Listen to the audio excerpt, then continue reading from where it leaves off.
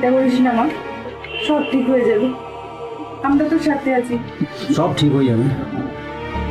ওকে আমি ছাড়বো না, ওকে আমি ফাঁসিতে ঝোলাবো।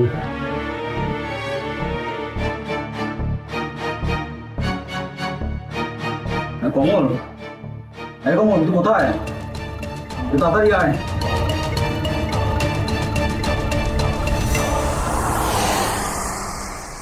অফিসার, রাজের নামে এফআইআর করুন অফিসার। আমার ভাইজি কাকুলির ওপর সত্যি অত্যাচার হয়েছে অফিসার। আমার মেয়েটা বড্ড ভালো স্যার, কি যে হয়ে গেল, ওই ছেলেটার চরম শাস্তি চাই। আপনার ভালো মেয়ে দিঘার হোটেলে ছেলেদের সাথে কি করে গেল? এই কি করে গেল স্যার? এই এই যাওয়াটাই তো বুঝতে পারছি না স্যার, যে কিভাবে ও দিঘার হোটেলে গেল। বাবা, আপনারা কিচ্ছু জানেন না, সব জানি আমরা। কি বলতে গেছেন? আপনার মেয়েকে কিডন্যাপ করা হয়েছিল? দেখুন, চুপ করে থাকবেন না, সত্যিটা বের করতে আমার খুব একটা সময় লাগবে না। না, কিভাবে গেল স্যার? এই ভুলিয়ে ভালিয়ে হয়তো নিয়ে গেছে আমার ভাইজিকে স্যার, সত্যি বলছি স্যার। তাহলে আপনারা জানতেন যে মেয়ে দুদিন বাড়ি থাকবে না, এই তাই তো? না মানে বন্ধুর বাড়িতে থাকবে বলেছিল। বন্ধুর বাড়ি থাকবে বললো আর হয়ে গেল? আপনারা কোনো খোঁজ খবর নেননি? আরে মেয়ে কোথায় যাচ্ছে না যাচ্ছে সেটা তো প্রয়োজন বোধ করেন না নাকি? কি বিমলবাবু? এটা আমার অসুস্থ স্যার, ওর ওর সুবিধা চাই। তার জন্য আপনারা কম দায়ী নন। একটা প্রাপ্তবয়স্ক মেয়ে অন্য একজনের সঙ্গে, একটা ছেলের সাথে দীঘায় চলে গেল। বাস, এই গল্পটা আমরা মেনে নেবো? স্যার ওই কালপ্রিটটার ফাঁসি চাই স্যার। ওটা কোর্টের উপর ছেড়ে দিন। আমরা আমাদের যথাসাধ্য চেষ্টা করবো। ওই ছেলে যদি তারপরও ছাড়া পায়, আমি নিজে হাতে এরকম করবো। আইন নিজে হাতে নেবেন না। মেয়েকে স্বাধীনতা দেওয়ার পাশাপাশি যদি শাসন করতেন না, তাহলে আপনার এই দিন দেখতে হতো না। এবার আপনারা আসুন আর মেয়েকে একটু শাসন করুন। ঠিক আছে স্যার, স্যার একটু দেখবেন স্যার, স্যার, একটু একটু দেখবেন। দেখবেন স্যার।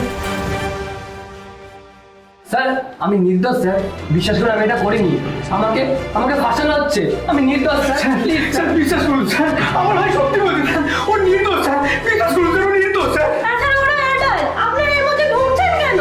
এই কথাগুলো কাকুলি বাড়ির লোকদেরকে গিয়ে বলবেন। চলুন। এই চলো না ম্যাম, চলো ম্যাম আমি কিছু করিনি ম্যাম। চলো, চলো, ম্যাম ম্যাম আমি কিছু করিনি, চলো।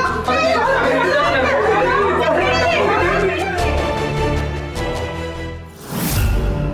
প্রেম করছিস কর, তাই বলে মেয়েকে নিয়ে গিয়ে দীঘায় গিয়ে ফুর্তি করার কি দরকার ছিল?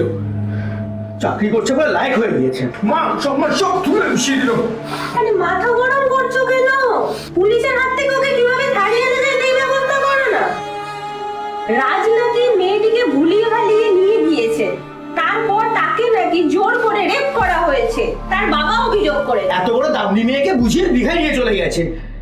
পুলিশ যারা কিচ্ছু বোঝে না, বোকা পুলিশ না। বুঝুক আর নাই বুঝুক, পুলিশ তার ডিউটি করবে।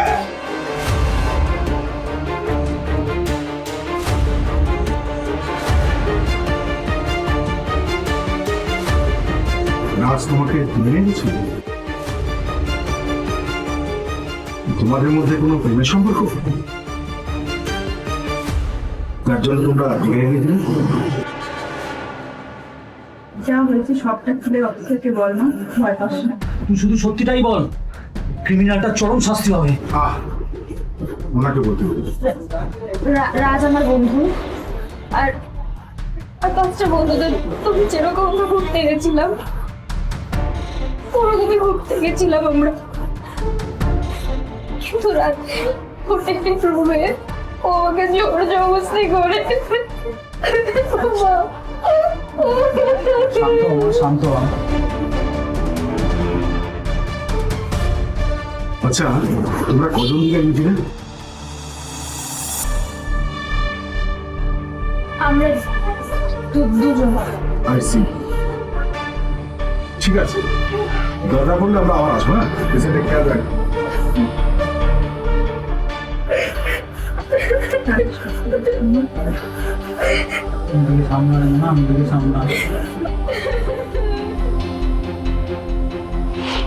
ওই বিয়েতে তুমি কি দেবে?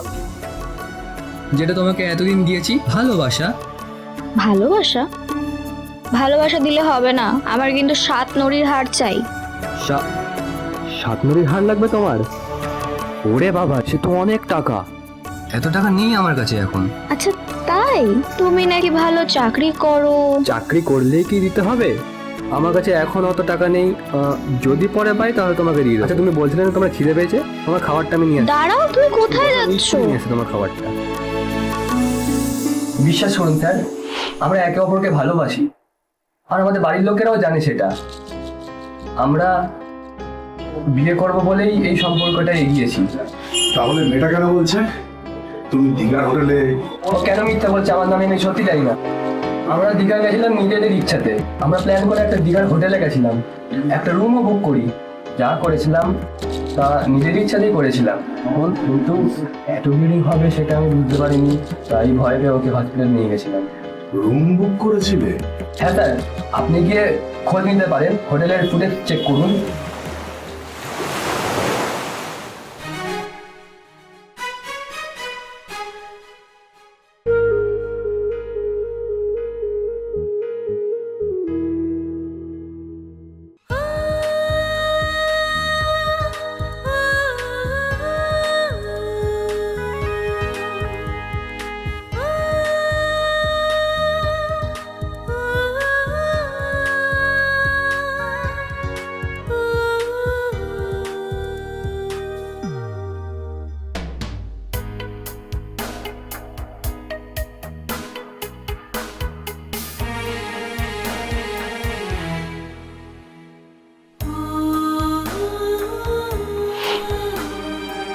ছেলের বাড়ির থেকে বারবার কেস তুলে নেওয়ার কথা বলছে। মেয়েকে বিয়ে করতেও রাজি, যাতে ওর কোনো অসম্মান না হয়। তোমার ওই চরিত্রহীন মেয়েকে অন্যের ঘাড়ে গোছাতে মোটা টাকা লাগবে, বুঝলে? সেই টাকা ওই ছেলের থেকেই হাঁকাবো, বুঝলে? টাকা পয়সা আছে যে টাকাবে? আছে আছে, ওর দাদা খুব বড় লোক, বুঝলে? অনেক বড় লোক। অত 10 লাখ টাকা? স্যার অত টাকা আমার নেই এখন। জোগাড় করো জোগাড় করো, না হলে সারা জীবন জেলে পচে মরবে। আমরা ক্লিয়ারেন্স না দিলে কিন্তু কোনো উকিলও ছাড়াতে পারবে না। স্যার মেরে কেটে আপনার ওই কোনো মতে 2 লাখ টাকা আমি জোগাড় করতে পারি।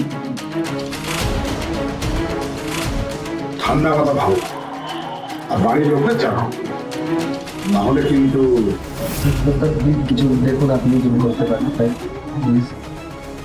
অসম্ভব, এত টাকা কোথায় পাবো? এ তো দেখছি রক্ষকে ভক্ষ। না, এত টাকা কোথায় পাবো? তাছাড়া আমাদের মেয়ে আছে, তার বিয়ের জন্য তো রাখতে হবে। এত কিছু ভাবছো কেন? সরাসরি উকিলের কাছে গেলেই তো হয়। জামিনটা কবে হবে সেটা তো জানা যাবে। এ তো দেখছি পুলিশই আমাদের ফাঁসিয়ে দিল। চিন্তা করবে না, আজকে জামিন হয়নি ঠিকই, নেক্সট হিয়ারিং এ জামিন করিয়েই ছাড়বো। আর পুলিশের ব্যাপারটা? ওটা আমি দেখে নেবো, ওটা নিয়ে ভাবতে হবে। স্যার আমার ভাইয়ের ব্যাপারটা আপনি দেখবেন, দয়া করে যেন তাড়াতাড়ি আমার ভাই জামিন পেয়ে যায়। ভাববে না, আমি বললাম তো এরপরে জামিন করেই ছাড়বো। ঠিক আছে দাদা।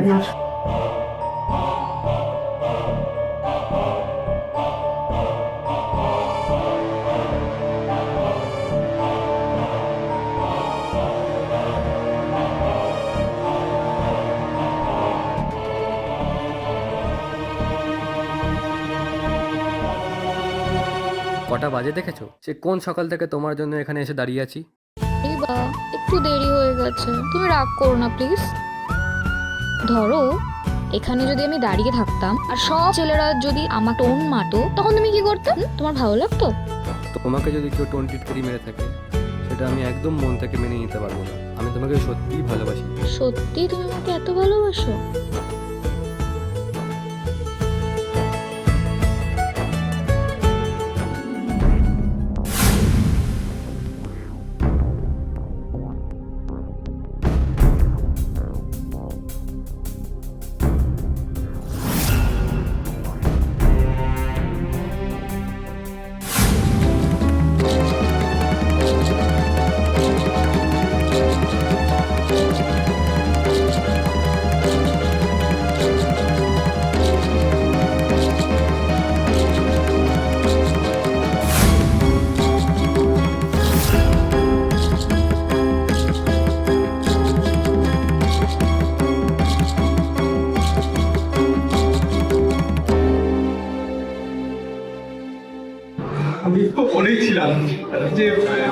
পাইলেই ছাড়বো।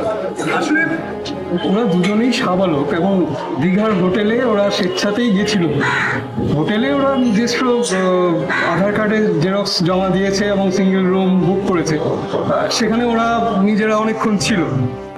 মেয়েটির যদি কোনো আপত্তি থাকতো তাহলে সে চিৎকার করতো, বাধা দেওয়ার চেষ্টা করতো, কিন্তু সেরকম কোনো কিছু ঘটেনি। তার জন্য মহামান্য আদালত বিষয়টা বুঝতে পারছেন জলের মতো পরিষ্কার, এবং তার জন্যই রাজকে জামিন দিতে পেরেছেন। আচ্ছা, আজ তাহলে আসছি। হ্যাঁ।